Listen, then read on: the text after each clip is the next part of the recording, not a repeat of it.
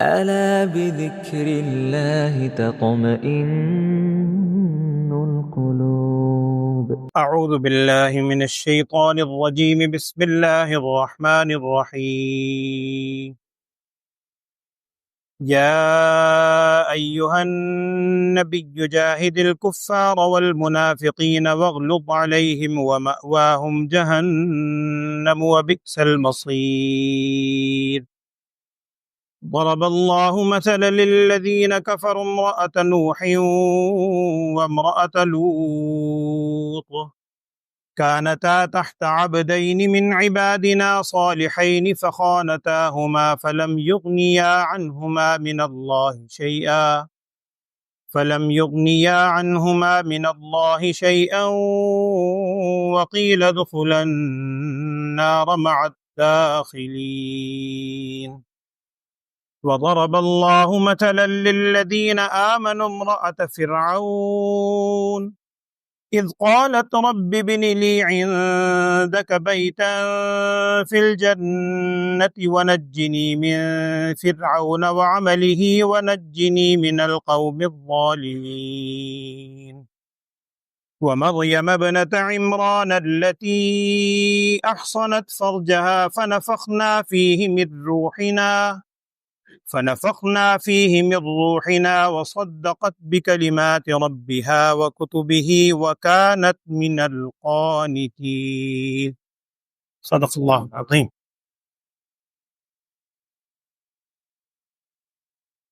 بسم اللہ الرحمن الرحیم. سورہ تحریم مدنی سورت. گزشتہ آیات میں یہ بات ہمارے سامنے آئی تھی، خصوصاً جو آخری آیات تھیں اس میں اہل ایمان کو کہا گیا تھا کہ اے ایمان والو قوا انفسکم و اہلیکم نارا، نہ صرف اپنی ذات کو بلکہ اپنی ذات کے ساتھ ساتھ اپنے اہل و عیال کو آگ سے بچاؤ. یہ کوئی عام آگ نہیں ہے. وقودها الناس والحجارہ، اور اس کی ساری تفصیل بیان ہوئی تھی کہ اس پر علیہا ملائکۃ، ایسے فرشتے مقرر ہیں جو غلاظ شداد، ساری صفات بیان ہوئی تھی. اگلی آیت میں کہا گیا تھا کہ اس سے بچنے کا طریقہ یہ ہے کہ توبو الی اللہ توبۃ نصوحا، اللہ کے حضور توبۃ النصوح کرو. میں نے مختصراً عرض کیا تھا توبۃ النصوح کسے کہتے ہیں، اس کے اندر اہل علم نے کون سی شرائط لکھی وہ بات آئی. یعنی گزشتہ آیات میں آخر کے اندر تھا کہ اہل ایمان کے ساتھ اللہ جل شانہ کی کیا یعنی فیصلے ہوں گے، اس کا ذکر تھا کہ وَيُدْخِلُكُمْ جَنَّاتٍ تَجْرِي مِن تَحْتِهَا الْأَنْهَارُ، سارا صورت تھی. آج کی آیت میں کہا جا رہا ہے کہ جو کفار ہیں ان کفار کی صورت کیا ہوگی. ان کے بارے میں نبی صلی اللہ علیہ وسلم کو اس آیت کے اندر کیا کہا جا رہا ہے. پہلی آیت آپ صلی اللہ علیہ وسلم کو خطاب کر کے کہا جا رہا ہے کہ یا ایھا النبی جاہد الکفار والمنافقین. یہاں منافقین کا ساتھ ذکر ہے، دیگر مقام پر صرف کفار کا ذکر ہے، یہاں منافقین بھی ساتھ. کہ اے نبی صلی اللہ علیہ وسلم آپ کفار اور منافقین سے جہاد کریں.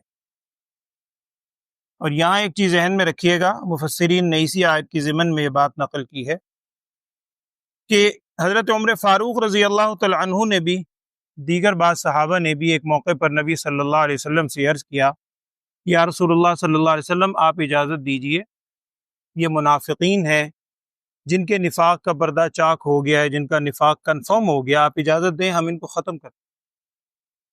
اور قرآن نے بھی کہا ان المنافقین فی الدرک الاسفل من النار، جہنم کے سب سے بدترین طبقے میں یہ منافقین ہوں گے.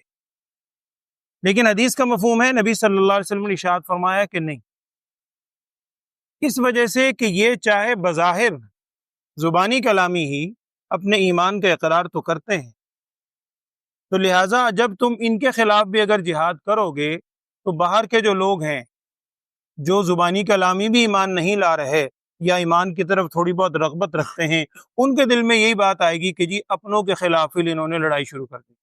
لہذا آپ صلی اللہ علیہ وسلم نے ان کے خلاف وہ جسے آپ جہاد بالسیف کہتے ہیں اس جہاد کرنے سے منع فرمایا.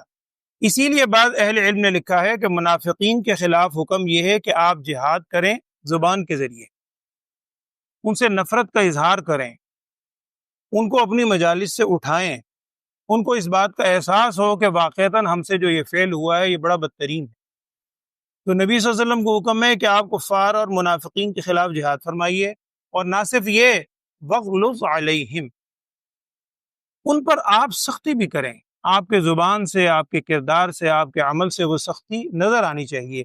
اب ان کا ٹھکانہ کیا ہے؟ ان کفار اور منافقین کا وَمَأْوَاهُمْ جہنم وَبِئْسَ الْمَصِيرُ، انتہائی بدترین ٹھکانہ ہے جہنم کا۔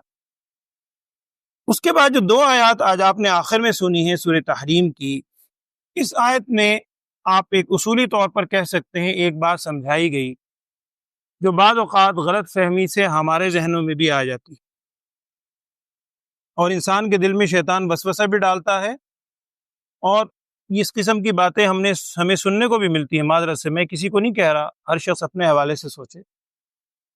انسان یہ سمجھتا ہے کہ میرا تعلق فلاں سے ہے، فلاں شخص سے ہے، فلاں برادری سے ہے، فلاں خاندان سے ہے، فلاں بزرگ سے ہے، بس تعلق ہو جانا کافی ہے، اب تو میرا بیڑا پار ہے، نعوذ باللہ۔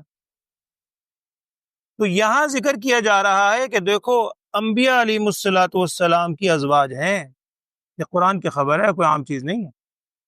حضرت نوح علیہ الصلوۃ والسلام انتہائی برگزیدہ پیغمبر، حضرت لوط علیہ الصلوۃ والسلام حضرت ابراہیم علیہ السلام کے بھتیجے، انتہائی برگزیدہ پیغمبر، ان کا ذکر ہے کہ ان کی ازواج یہ دونوں امرأۃ نوح اور امرأۃ لوط کانتا تحت عبدین من عبادنا صالحین، یہ ہمارے انتہائی پاک باز بندوں کے نکاح میں تھیں۔ ظاہری بات ہے انبیاء علیہ الصلوۃ والسلام سے پاک باز کون ہوں گے، اور اپنے زمانے کے اندر تو ہر نبی ان سے بہتر کوئی نہیں ہوتا، لیکن ہوا کیا؟ فخانتاہما، ان دونوں نے خیانت کی، حضرت نوح علیہ السلام کی بیوی نے بھی، حضرت لوط علیہ السلام کی بیوی نے۔ اور یہاں مفسرین نے لکھا ہے چونکہ اللہ جل شانہ نے اس خیانت کو آشکارا نہیں کیا کہ کیا خیانت کی، اگرچہ تفاسیر میں مختلف الفاظ لکھے ہیں لیکن کسی صحیح روایت میں اس کا ذکر نہیں ہے کہ وہ کون سی خیانت تھی۔ جس چیز کو اللہ تعالیٰ نے مخفی رکھا ہے ہم بھی اس کو مخفی رکھیں۔ کیا خیانت کی اللہ جانتا ہے، اور یہ چیز ذہن میں رکھنے سے اس کا مفہوم بھی وسیع ہو جاتا ہے کہ ہمیں ہر قسم کی خیانت سے بچنا چاہیے، وہ مالی طور پر ہو، وہ اخلاقی طور پر ہو، لیکن اس پہ سب متفق ہیں کہ یہ کوئی اخلاقی صرف خیانت نہیں تھی بلکہ اصل خیانت تھی عقیدے کے اعتبار سے۔ اور نبی صلی اللہ علیہ وسلم سے پہلے بلکہ آپ صلی اللہ علیہ وسلم کے ابتدائی دور میں بھی، اسلام کے ابتدائی دور میں بھی اس بات کی اجازت تھی کہ اگر کوئی کافر بھی ہے، عورت ہے یا کوئی کافر مرد ہے، ان دونوں کا آپس کے اندر نکاح ہو جاتا تھا، اجازت تھی اس کی۔ اسلام کے ابتدائی دور میں بھی ہے، آپ صلی اللہ علیہ وسلم کی صاحبزادیوں میں آپ جانتے ہیں، آپ صلی اللہ علیہ وسلم کی صاحبزادی حضرت زینب رضی اللہ تعالیٰ عنہ ان کا نکاح ہوا، بعد کے اندر جا کے ایمان لائے بہت عرصے بعد۔ ابو جہل کے بیٹوں کے ساتھ آپ صلی اللہ علیہ وسلم کی دو صاحبزادیوں کا نکاح ہوا، اگرچہ وہ بعد میں رخصتی نہیں ہوئی، ابو لہب کی دو بیٹیوں کے ساتھ نکاح ہوا۔ تو ابتدا کے اندر اس کا حکم تھا۔ اسی طرح سابقہ دور میں بھی حضرت نوح علیہ السلام کی زوجہ اس میں ذکر ہے، وہ بھی ایمان نہیں لائی۔ اسی طریقے پر حضرت لوط علیہ السلام کی زوجہ، وہ بھی ایمان نہیں لائی۔ تو ان دونوں نے خیانت کی، وہ خیانت کون سی تھی؟ عقیدتاً۔ اب خیانت جب انہوں نے کی، اگلے جو الفاظ ہیں وہ بڑے قابل غور ہیں۔ اللہ تعالیٰ فرما رہے ہیں فَلَمْ يُغْنِيَا عَنْهُمَا مِنَ اللَّهِ شَيْئًا، باوجود اس کے کہ وہ انبیاء علیہ الصلوۃ والسلام کے نکاح میں تھیں، فَلَمْ يُغْنِيَا عَنْهُمَا مِنَ اللَّهِ شَيْئًا، وہ ان کو اللہ تعالیٰ کے مقابلے میں ہرگز نہیں بچا سکتے۔ جب عقیدہ غلط ہے پھر بچت نہیں۔ حضرت نوح علیہ السلام کا بیٹا بھی، جس کا ذکر آپ پیچھے سن چکے ہیں سورہ ہود کے اندر تفصیل سے، اور بعض مفسرین نے لکھا ہے کہ حضرت نوح علیہ السلام کی دو زوجہ تھیں جن کی زیادہ ذکر ملتا ہے تفاسیر میں۔ ایک زوجہ سے ایک بیٹا تھا کنعان، جس زوجہ کا یہاں ذکر ہے حضرت نوح علیہ السلام کی بیوی۔ باقی حام، سام، یافس حضرت نوح علیہ السلام کی اولاد کا نام ہے، جس سے آگے ساری نسل انسانی چلی، اور سارے پھر آگے اسی سے یہ ہم کہتے ہیں یہ عربی ہیں، سارے ہیں، سب تاریخ کی باتیں۔ تو حضرت نوح علیہ السلام کی وہ بیوی جو کنعان کی والدہ تھی، وہ بھی ایمان لانے والے میں نہیں ہوئی۔ ہوا یہ وَقِيلَ ادْخُلَا النَّارَ مَعَ الدَّاخِلِينَ، اللہ تعالیٰ فرما رہے ہیں ان سے کہا گیا کہ تم دونوں آگ میں داخل ہو جاؤ دیگر داخل ہونے والوں کے ساتھ۔ اب باوجود اس کے کہ انبیاء علیہ الصلوۃ والسلام کے گھر میں ہیں، ان کے نکاح میں ہیں، لیکن جب عقیدہ غلط ہے تو وہ ان کا نکاح بھی کام نہیں آ سکا۔ اس کے بالمقابل یہ دو عورتیں ہیں، اس کے بالمقابل دو خواتین کو اور ذکر ہے اگلی دو آیات میں۔ ایک تو فرعون کی اہلیہ حضرت آسیہ، کیا مقام ہے ان کا جن کا ذکر قرآن کر رہا ہے، کیا مقام ہوگا ان کے بارے میں کیا ہے؟ اب آپ دیکھیے وہ کس کے گھر میں ہیں؟ اپنے وقت کا، بلکہ یوں کہیے تاریخ کا سب سے بڑا کافر، خدائی کا دعوے دار، جو کہا کرتا تھا صرف رب نہیں، انا ربکم الاعلی، میں سب سے بڑا رب ہوں، اس کے گھر میں ہے حضرت آسیہ۔ پھر جب اللہ جل شانہ کی طرف سے ہدایت نصیب ہوئی تو کیا مقام ہے؟ اب یہاں اللہ تعالیٰ اس کا ذکر قرآن میں فرما رہا ہے، کیا؟ وَضَرَبَ اللَّهُ مَثَلَ لِلَّذِينَ آمَنُوا امْرَأَتَ فِرْعَوْنَ، مثال بیان کرتا ہے اللہ تعالیٰ ایمان لانے والوں کی، کیا؟ امرأۃ فرعون، فرعون کی بیوی۔ اور احادیث میں سارے واقعات ہیں کہ جب ایمان لے آئیں اور فرعون نے یہ ساری صورت اختیار کی، ہر طرح کے ظلم و ستم کیے، اور یہاں ذرا دعا کے الفاظ دیکھیے انہوں نے کیا دعا مانگی۔ قرآن نقل کر رہا ہے حضرت آسیہ کی دعا کو، کیا کہا انہوں نے؟ اذ قالت رب ابن لی عندک بیتا فی الجنت، کہ اے میرے رب مجھے اپنے پاس، عندک اپنے پاس مجھے جنت میں گھر عطا فرما۔ اس سے بعد مفسرین نے ایک نقطہ لکھا ہے، انہوں نے لکھا ہے، عربی کا ایک جملہ بھی ہے، ہم بولتے ہیں کہ اطلب الجار قبل الدار والرفیق قبل الطریق۔ اطلب الجار قبل الداری، گھر تلاش کرنے سے پہلے پڑوسی تلاش کرو کہ آپ کا ماحول کیسا ہے، پڑوسی کیسے ہیں۔ اور والرفیق قبل الطریق، راستے میں جانے سے پہلے، سفر کرنے سے پہلے جو ساتھی ہے اس کو تلاش کرو، وہ کیسا ہے۔ تو حضرت آسیہ نے کیا دعا فرمائی کہ گھر تو دے لیکن کہاں؟ اپنے پڑوس میں۔ وہ پہلے عندک بیتا فی الجنت، اور دوسری دعا کیا مانگی؟ ونجنی من فرعون وعملہ، فرعون اور اس کے عمل سے مجھے نجات دے، اور ونجنی من القوم الظالمین، یہ جو ظالم قوم ہے اس سے بھی نجات دے۔ پھر نجات کی کیا صورت ہوئی؟ بعض روایت میں آتا ہے کہ جب فرعون نے ظلم و ستم کرنا چاہا، اور فرعون کا لقب آگے 30ویں پارے میں آ رہا ہے، وہ فرعون ذی الاوتاد، قرآن کہہ رہا ہے اس کو میخوں والا۔ وہ جب ظلم و ستم کیا کرتا تھا انسان تصور بھی نہیں کر سکتا، اللہ معاف فرمائے، کہ ہاتھوں پہ پاؤں پہ میخیں گاڑ دیتا تھا، اس طرح ظلم کرتا تھا۔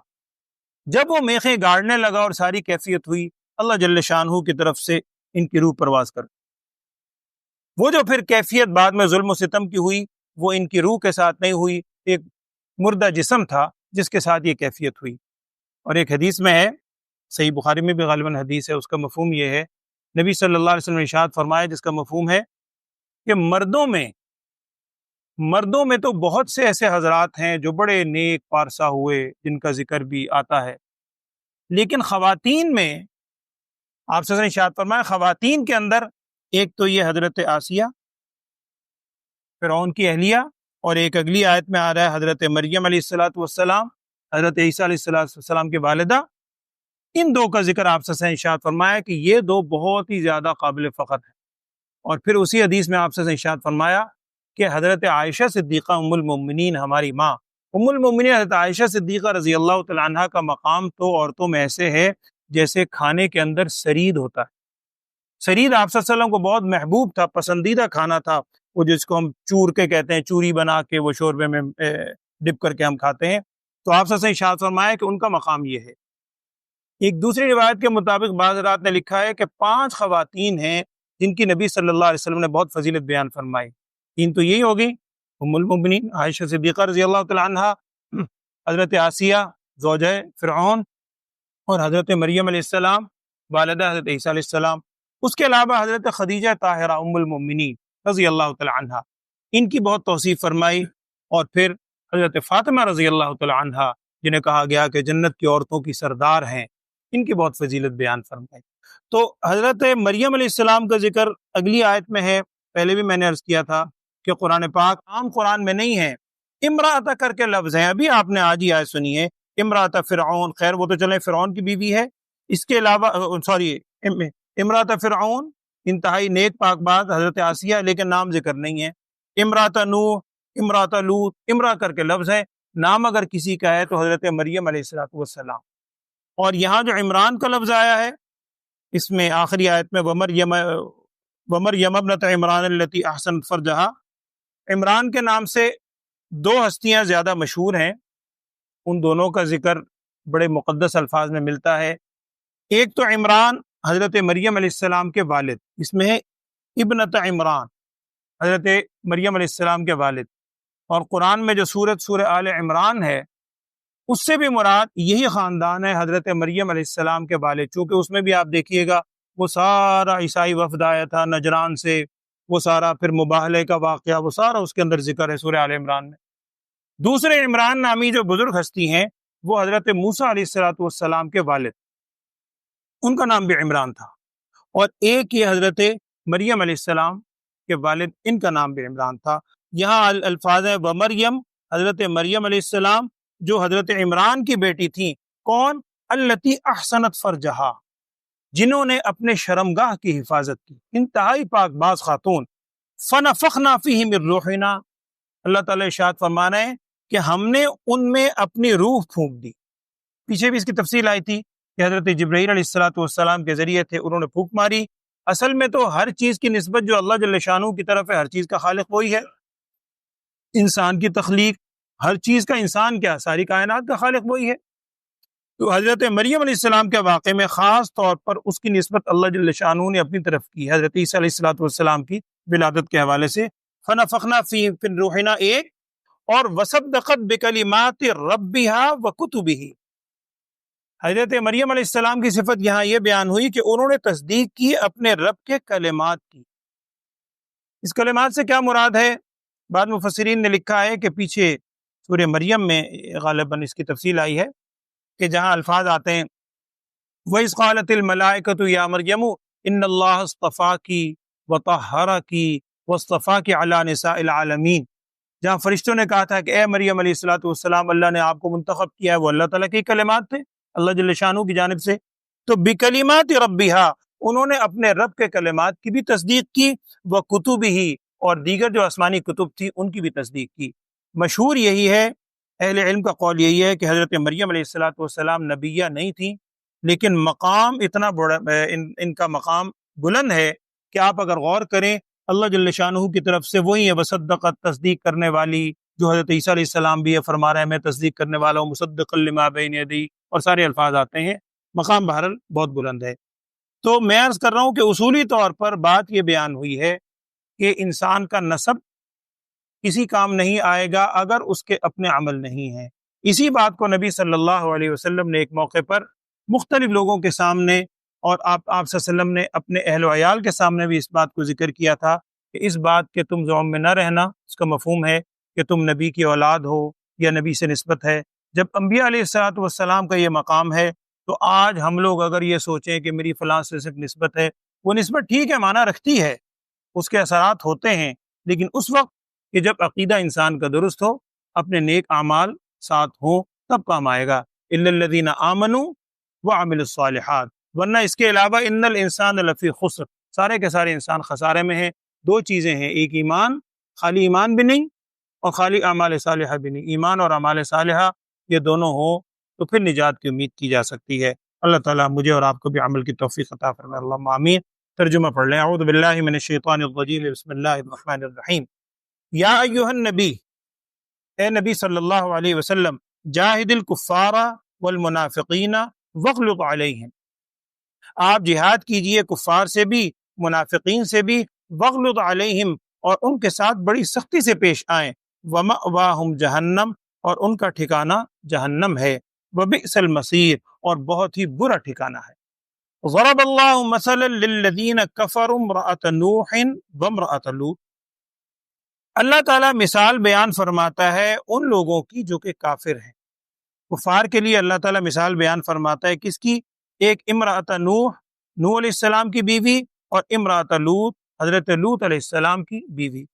اور میں نے عرض کیا کہ کیا خیانت کی تھی، آگے جو الفاظ ہیں قرآن نے تو ذکر نہیں کیا، بعض لوگ یہ لکھتے ہیں واللہ عالم وہی لکھتے ہیں کہ حضرت نوح علیہ السلام کی جو بیوی تھی جس کا یہاں ذکر ہے، وہ حضرت نوح علیہ السلام کو دیوانہ کہا کرتی تھی، مجنون کہتی تھی۔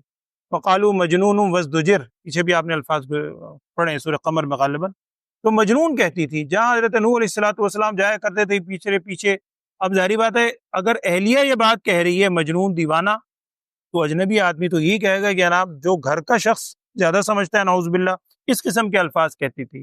اور حضرت لوط علیہ السلام کی جو اہلیہ تھی ان کے بارے میں یہی ہے کہ حضرت لوط علیہ السلام کے قوم میں جو فعل بد تھا، یہ اگر کوئی مہمان باہر سے آتا، یہ باہر کے لوگوں کو مطلع کیا کرتی تھی۔ بعض کتابوں میں لکھا ہے کہ آگ جلا کر اس کے دھوئیں کے ذریعے سے مطلع کرتے۔ واللہ عالم، قرآن نے اس کا ذکر نہیں کیا، نہ کسی صحیح حدیث میں ہے۔ قرآن نے یہ کہا ہے اس نے خیانت کی۔ اعوذ باللہ من الشیطان الرجیم۔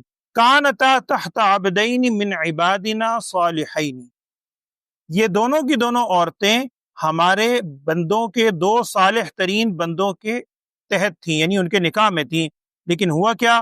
فخانتاہما، ان دونوں نے خیانت کی اپنے شوہروں سے۔ فلم یغنیا عنہما من اللہ شیئا، پس وہ نہ کفایت کر سکے ان دونوں کے بارے میں اللہ کے مقابلے میں کچھ بھی، اللہ کے مقابلے میں ان کی زوجیت ان کے کچھ کام نہ آ سکی۔ وقیلا، اور ان سے یہ کہا گیا، ادخل النار، تم داخل ہو جاؤ آگ میں، مع الداخلین، دوسرے داخل ہونے والوں کے ساتھ۔ وضرب اللہ مثلا للذین آمنوا، اور اللہ جل شانہ مثال بیان فرماتے ہیں ان لوگوں کے لیے جو ایمان لائے۔ کس کی؟ امرأۃ فرعون، فرعون کی بیوی حضرت آسیہ کی۔ کیا؟ اذ قالت، جب انہوں نے کہا، ربی، اے میرے رب، ابن لی عندک بیتا فی الجنت، بنا میرے لیے اپنے پاس گھر جنت میں۔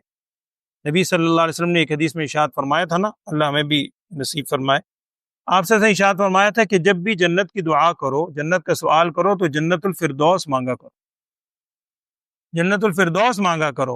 اور پھر نبی صلی اللہ علیہ وسلم ارشاد فرمایا کہ یہ جنت الفردوس سب سے بلند ترین مقام ہے جنت کا، اس کے اوپر اللہ تعالیٰ کا عرش ہے، اور اسی جنت الفردوس سے ساری نہریں جنت کی نکلتی ہیں۔ تو جیسے انہوں نے بھی یہ دعا مانگی کہ اے میرے رب، اس قالت ربی، اے میرے رب، ابن لی عندک بیتا فی الجنتی، تو اپنے پاس میرے لیے جنت میں گھر بنا، ونجنی من فرعون، فرعون سے مجھے نجات عطا فرما، وعملہ، اور اس کے عمل سے، ونجنی من القوم الظالمین، اور یہ جو ظالم قوم ہے میری، اس سے بھی نجات عطا فرما۔ ومریم ابنۃ عمران، اور اللہ تعالیٰ بیان فرماتا ہے مثال جیسے امرأۃ فرعون کی، اسی طرح حضرت مریم علیہ السلام کی جو عمران کی بیٹی ہیں، التی، وہ، احسنت فرجہا، جنہوں نے محفوظ رکھا اپنی شرمگاہ کو، فنفخنا فیہ من روحنا، ہم نے ان کے اندر اپنی روح پھونکی، جس سے حضرت عیسیٰ علیہ السلام کی ولادت ہوئی۔ وصدقت بکلمات ربہا، انہوں نے تصدیق کی اپنے رب کے کلمات کی، وکتبہ، اور اپنے رب کی کتابوں کی، وکانت من القانتین، اور تھی ہی بڑی عبادت گزار، اطاعت کرنے والی۔ اللہ جل شانہ ہمیں بھی قرآن پہ کامل طور پہ عمل کرنے کی توفیق عطا فرمائے۔ الحمدللہ رب العالمین، اللہم صلی علی سیدنا و مولانا محمد وعلی آل سیدنا و مولانا محمد وبارک وسلم۔ اللہم ارنا الحق حقا وارزقنا اتباعہ، وارنا الباطل باطلا وارزقنا اجتنابہ۔ اللہم وفقنا لما تحب وترضى واجعل آخرتنا خیرا من الاولی یا ارحم الراحمین۔ یا اللہ ہم سب کے گناہوں کو معاف فرما، تمام لغزشات سے درگزر فرما، ہم سب کو نبی اقدس صلی اللہ علیہ وسلم کی سچی محبت اور کامل تابعداری نصیب فرما، قرآن کی تمام تعلیمات پہ ہم سب کو عمل کرنے کی توفیق عطا فرما، ہم سب کو نفسانی خواہشات سے محفوظ فرما، شیطان کے مکر و فریب سے ہم سب کی حفاظت فرما۔ بیماروں کے لیے بھی دعا فرمائے، اللہ تمام بیماروں کو صحت، عافیت، سلامتی والی زندگی عطا فرما، ہر قسم کی جسمانی روحانی بیماریوں سے ہم سب کو اور پوری امت کو محفوظ فرما۔ وصلی اللہ تعالی علی خیر خلقہ سیدنا و مولانا محمد وعلی آلہ واصحابہ اجمعین، آمین برحمتک یا